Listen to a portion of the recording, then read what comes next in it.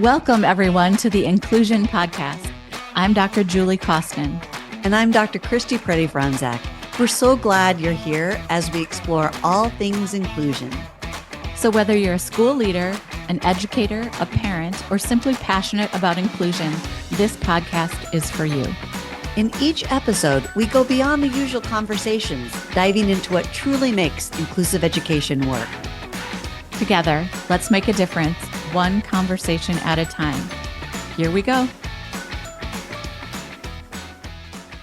Welcome, everyone, to a special episode of the Inclusion Podcast called 3 Mindset Shifts to Lead Inclusive Change. And why I love it is because there's a free gift inside and an invitation to something that is much bigger and much cooler than our usual podcast single-handed resources. I don't know. Is anything better than our usual resources and downloads? That's a really good point. You know, those are amazing, but this is going to be us sharing with you 3 ways to think about mindset shifts that will help lead inclusive change, and then an invitation to a webinar. And so let's say you're just like, what webinar? What is it? We could start there, Christy, so people can know what we're inviting people to. Sure. And you can just do that and then come back to this episode to get 3 more tips for shifting mindsets. Yeah. But the interactive free, I guess, I don't know if we said free. I was listening, but I wasn't. It's okay. Strategies every administrator needs for inclusive education. So it's short, it's practical. You're going to learn how to address resistance, talk about least restrictive environment, things like that. Just go to theinclusionworkshop.com. So if you just go to theinclusionworkshop, all one word, .com, you can register for this free workshop, which we'll tell you a little bit more about. And we do talk about mindsets in that one as well. So these kind of go together. But our idea is between the workshop and this episode, how can we get you well on your way to creating a more inclusive school? Yes. So these are 3 powerful mindset shifts to keep in mind if you want to lead real, sustainable, inclusive change. And so you already know about the interactive web workshop that you can go check out. So jump there if you want. And if not, dive right in, because we're going to start with something that we've never said out loud before. And I'm kind of jazzed to talk about it, which is called the problem with buy-in. Yeah, I was going to say there's problems with all kinds of words, even mindset. But let's start with just when people think we're trying to be more inclusive, but I need more buy-in. I don't have enough buy-in. How do I get my staff to buy in? Oh my gosh. It's the number one thing that administrators say is we don't have enough buy-in. And what Christy and I are newly thinking is, what if you stopped trying to get buy-in and started building understanding and ownership? So when we think about inclusion as something extra or something that you must be convinced of, we've already lost the concept of inclusion in general. It is not a preference. It is a right.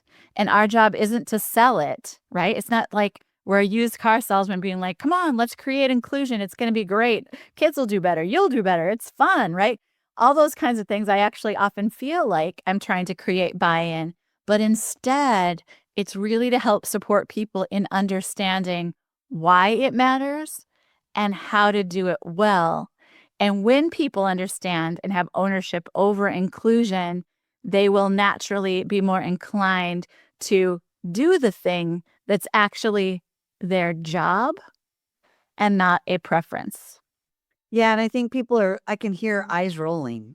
Oh, no. I don't know how you hear eyes rolling, but oh, no, don't roll them. Don't roll them. But I think the next question is logically, how do I get shared ownership? How do I help people understand why this matters? And so in the workshop that we're doing, a lot of those strategies about the how, like how to address resistance, how to clarify least restrictive environment, how to get people to use powerful classroom practices that lead to better outcomes. Cover it all. So theinclusionworkshop.com, you'll want to register, because today we're just planting the seed that we have to change our minds as administrators from trying to get buy-in to really trying to get shared ownership. But there's still going to be a how do I do it? That's right. Okay, good. So that'll be covered in the workshop extensively. And if you're just looking for an easy at the moment kind of thing, it's really instead of saying, do we make this work? You change it to how do we make this work for every student and every teacher? So we co-create this vision together. And we'll be talking a lot in that workshop about how do you create that vision and what does it look like? Okay, so Christy, let's just say we're moving from buy-in to shared ownership. Let's say everybody's got it, they understand it. Let's talk about a second big mindset shift. Yeah. And sometimes mindset shifts come about because it's a trap. It's a way of getting stuck. It's a way of thinking, I can't possibly go further, or I need so much more or different. So sometimes we think inclusion has to be complicated to be effective. Like, how do we change the entire schedule? And how do we change all of our staffing patterns? And how do I hire more co-teachers? That becomes like an HR issue and a union issue. And now I'm like, oh, this is too complicated. So this mindset shift means moving from this idea that it needs to be complicated to be effective to there is so much ease and simplicity in making these powerful changes. And sometimes schools that start with the simplest shifts are the most effective. Like, I'll just give a couple examples that we've seen lately. We've seen people assign co-teachers by their strengths. So co-teachers have identified their strengths, their gifts, their talents, and now we're putting different and like strengths together on purpose. Or this other team is holding a 15-minute paraprofessional meeting every Monday, and they're doing parabites just to make sure that paraprofessionals are trained, and they're doing it in such a quick and effective and efficient way without a lot of nonsense, right? Or there's another team that's really looking to center kids' strengths in the IEP. And so what they did is they took the current IEPs they had, they took highlighters, and they looked to see what wasn't strength-based language. And now this year, they're changing all that language to be strength-based. And if I could explain the change in that school's experience and those kids' experiences, it's exponential.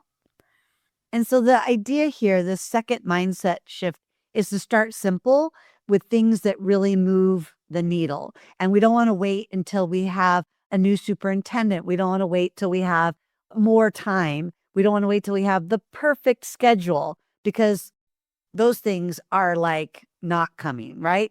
Well, maybe a new superintendent, I don't know. But what's one thing we can do right now this week to make our classrooms more inclusive? And so Julie and I give probably literally hundreds of ideas in our on-demand course called Inclusion Bites. And during the workshop, the free workshop that we're mentioning, you'll learn all about Inclusion Bites and how you can take these very simple, straightforward strategies, implement them immediately, and really start to see the needle change. So if you're interested in learning more about Inclusion Bites and what are some of the hundreds of simple ways you can move the needle, be sure to register at theinclusionworkshop.com. All right, Julie, third mindset shift. Okay, so this is just from moving from compliance to commitment. So I'm really guilty of this because I love the requirements in IDEA. I love to think about least restrictive environment. I love to say, hey, inclusion is expected in these specific ways, and we need to be compliant with the laws. We need to be compliant with the rules. And that is only interesting or enticing to a few people, and it actually uses a lot of fear to say, let's be compliant and let's make sure we're doing things so we don't get in trouble. And bad news is compliance doesn't inspire change. No, I think compliance for some people eases their worry about doing something different. I think for other people, they use it as a way to resist doing something different. So if we can easily, in 5 seconds, clarify, or in a memo or in an email or in a question answer document, say, yes, we're allowed. Yes, it's okay. Yes, it's approved. Yes, it's going to be all right. Then we can sit down and think about how do we inspire folks. Yeah. So in the workshop that we are talking about, you'll see lots and lots of different ways to inspire people to become committed. So instead of saying, we have to do this, it might be, hey, we believe that every student deserves to belong, to grow, to be seen as capable. This is my belief system. This is what I am excited to create a school where this happens. And you'll be amazed how quickly your culture can shift when that becomes that guiding principle in your school system. Yeah. So if you're like, wow, I'd like to explore these mindset shifts, I'd like to get some practical strategies. I'm an administrator, I'm a director, I'm a coordinator, I'm doing professional development and really trying to lead this change. Join us for our interactive workshop. It's free. It's called Strategies Every Administrator Needs for Inclusive Education. You can register at theinclusionworkshop.com. It's short, it's practical. Julie, why don't you just hit a couple highlights or remind them a couple highlights of what we'll cover and where to register and if they get the recording. Okay. So it will cover how to address staff resistance, how to think about least restrictive environment, the 3 most powerful classroom practices to watch for, and you'll also see a real school's inclusion transformation story. That alone is worth the price of admission, which is actually free, but it's just so worth it. And then you're going to get exclusive access to Inclusion Bites, and you're going to also get reduced price on Inclusion Bites if you are looking for really, really good quality professional development for your entire staff. So you're going to go to theinclusionworkshop.com, sign up, find a time that works for you, and let's imagine, Christy, if you might, that you sign up for a time and then you can't make it because you're a busy administrator. Don't worry, we'll send you the recording right after. So this is really the first step that you need to take to make your school much, much more inclusive. Thank you for tuning in, and don't forget to subscribe and catch up on past episodes where we share valuable insights, straight talk, and practical steps to challenge outdated special education practices. You can find every episode with the show notes at inclusiveschooling.com/inclusion-podcast to build more inclusive schools together.